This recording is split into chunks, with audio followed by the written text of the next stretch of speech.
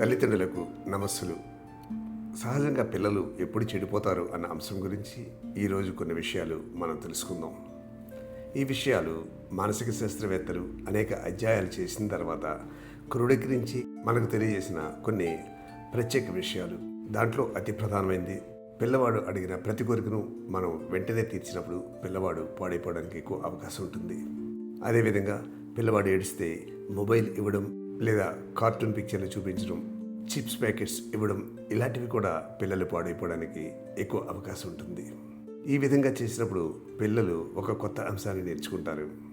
నేను ఏడిస్తే నా మాట వినిపిస్తుంది, అలాగే నేను అనుకున్నవి నెరవేరుతాయి అని చెప్పి ఆ భావంలోకి అతను వెళ్ళిపోతాడు. ఇదే అలవాటు వాడిని భవిష్యత్తులో మొండివాడిగాను లేదా జిడ్డువాడిగానే మార్చేస్తుంది. అందువల్ల ప్రతి కోరికను వెంటనే నెరవేర్చకండి. ప్రేమగా చెప్పి కొంచెం ఎదురు చూడడం వాడికి నేర్పండి.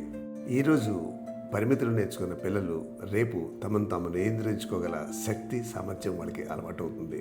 ప్రేమ అవసరం, కానీ ప్రతి కోరికను వెంటనే తీర్చడం అది ప్రేమ కాదు. అది తెలియకుండా మనం వాళ్ళని పాడు చేసే ఒక భయంకర వాస్తవం. కాబట్టి ఈ విషయాల్లో తల్లిదండ్రులు జాగ్రత్త తీసుకుని వారిని చక్కదిద్దే ప్రయత్నం చేయండి.